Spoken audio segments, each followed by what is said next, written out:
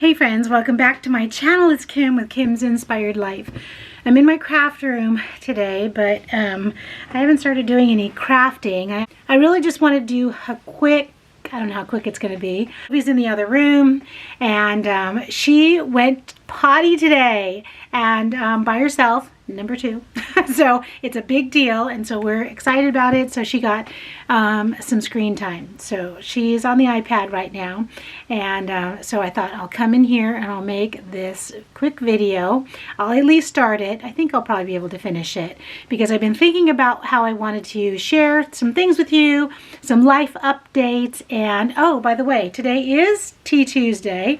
Hashtag Tea Tuesday. I'm drinking a Diet Coke from McDonald's. I had to run some errands this morning and I was so parched, and I brought some water, but it wasn't doing the trick. So I stopped and got a Diet Coke, and I'm enjoying that right now. Tea Tuesday shall be, I don't know, an open collab hosted by our two sweet friends, Patty at Life with Patty and Kathy at Kathy's Favorite Things. Kathy, by the way, whom I just received a card from or something, an envelope from yesterday. So I'll be opening that up in a separate video. Okay, quick life update, or I don't know how quick it's going to be. So I'm going to flash back to November, tell you about some things that have been going on in my personal life. So back in November, actually November 21st, my uncle, who was 93, passed away. He had been under hospice care, and he had been, everyone, the family had been called to go see him like 3 months prior. Raleigh and I would always go and see him anyway. We enjoyed spending time with my aunt and uncle. That's my Aunt Helen's husband. My Aunt Helen is like a second mom to me, really. I mean, first mom, really. I mean, she's just really been the heart and soul of so much of what I do. I can't start talking about her too much because I'll get too emotional. She's always been a big part of my life, and so our uncle has as well. So my uncle was just this strong and vibrant and just active and energetic person. So COVID really did him in. After COVID, his health just started declining, and until he passed on November 21st. And so luckily, his younger son, they have 2 boys, his younger son, my cousin, and his fiance are living with them. And so my aunt is not alone. She has them there, and she also has friends in town and other families. So, so far so good with her. And then the very next day, on November 22nd, my other uncle died. My dad's brother, my Aunt Helen, who just lost her husband, her brother died suddenly. My uncle has been undergoing pancreatic cancer treatment. My dad and 2 of his brothers, now 3, died of pancreatic cancer, so not a good thing in our family. And so my uncle died, and the very sad part about it, I mean, other than obviously his death and it being so sudden, is that his first grandchild was due about a month later. So, which he has now been born, and of course he wasn't able to see him. So the good thing too is that my cousin just lives 5 minutes away from them, and they're eventually actually going to sell my aunt and uncle that just passed away their house and move in with them and the baby. And so November was just crazy, and you know, we had the celebration of life for my first uncle right away in November. In the beginning of December, first week of December, December 6th, then was a celebration of life for my my other uncle. So, okay, then in December, so about 2 weeks later, my brother called me, and my brother lives in Seaside, which is around the Portland area in Oregon, if you know where that is. And he said, just wanted to tell you that Sherry, his wife, both her parents have had health issues, and he said they're both in the hospital. And I said, okay, you know, we're going to be praying, and let us know, keep us updated. In December, one of my girlfriends, her sister-in-law passed away. I had 2, not 1, but 2 of the moms that I have had their children in my classes. One was my room mother. Actually, were both of them my room mother? I think one of them, my roommate, they were both very active in my classes. Both passed away, one in December, then one in January. Okay. More funerals, more. Okay, so then January comes, and then my brother's in-laws, his mother-in-law passed away, and then about 2 weeks later, 2 weeks and 2 days later, his father-in-law passed away. So that was January. Terrible. And so February came, and I just thought, okay, let's just, this has been going on for 4 or 5 months now.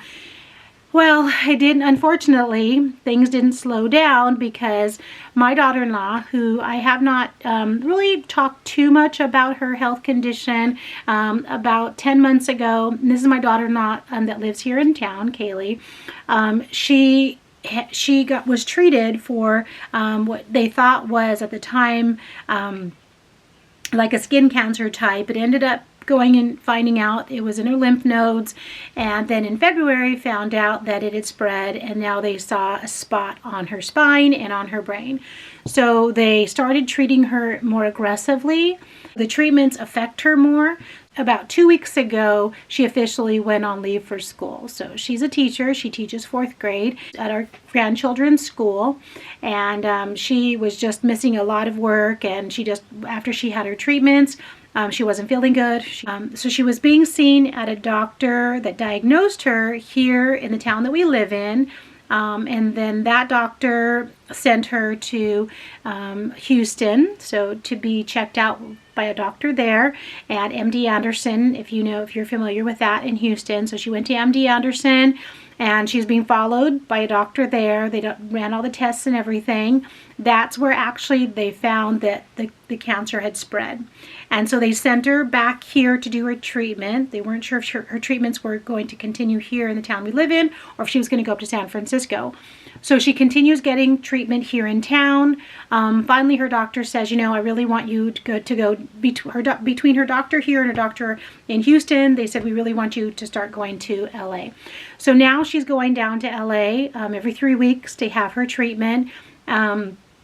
And so, after her treatments are wiping her out, that's why she had to go on a leave of absence.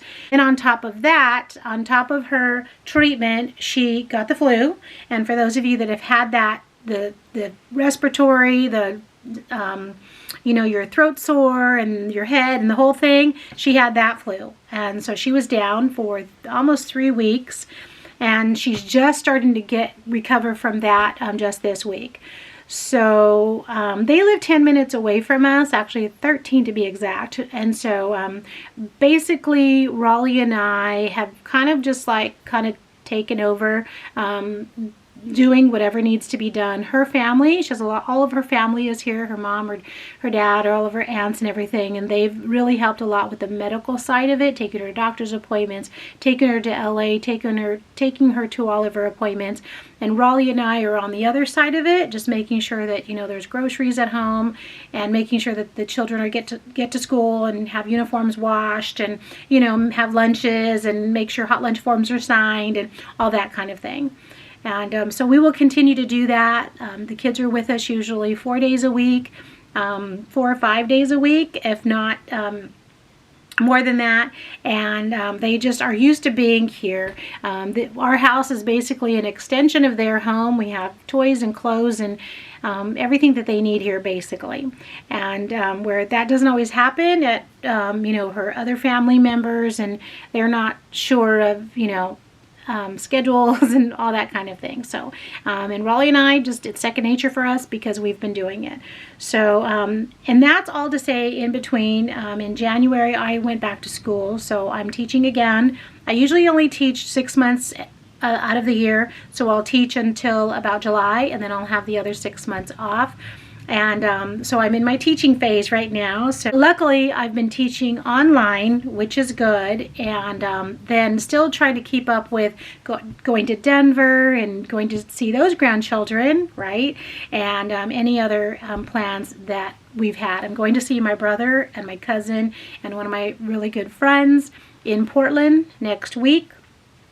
And I didn't get to go see my brother after his in-laws died and everything in January, and I was really sad about that. So I'm going to be doing that next week, and then I'm going to get back, and then we're going to Texas. My girlfriends, my teacher friend group, we're going to Texas, and so it's going to be okay. My son, everyone is planning for this. Now that my daughter-in-law is officially on leave and she's at home resting, I think things will start to settle down a little bit.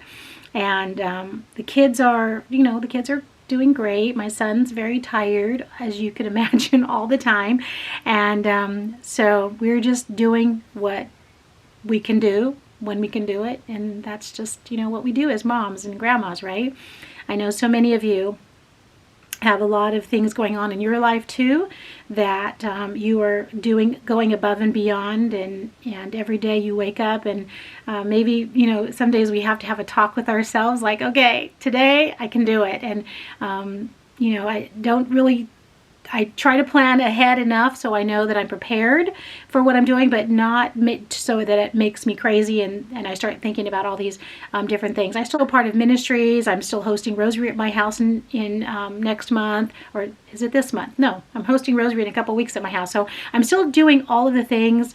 We're still going to be going to Ronald McDonald House and providing a lunch there the 1st of April. And so I'm still trying to keep up with and do the things that I can do, like to, want to do, have committed to do, and still try to be a good friend and sister and daughter and wife, of course. So some days it's easier than others, but through prayer, I just continue to pray as much as I can, write in my journal, craft to keep me sane, continue to watch YouTube videos, and thank you for those of you that just are so encouraging all the time. So anyway, that's the life update. That's what Kim's been doing the last, 3 or 4 months. I'm going to just continue to do what I can do when I can do it, and just wake up every day and be grateful for all of the things that I have, for my beautiful family, for my husband, my sisters, my friends. And so thank you guys for stopping by.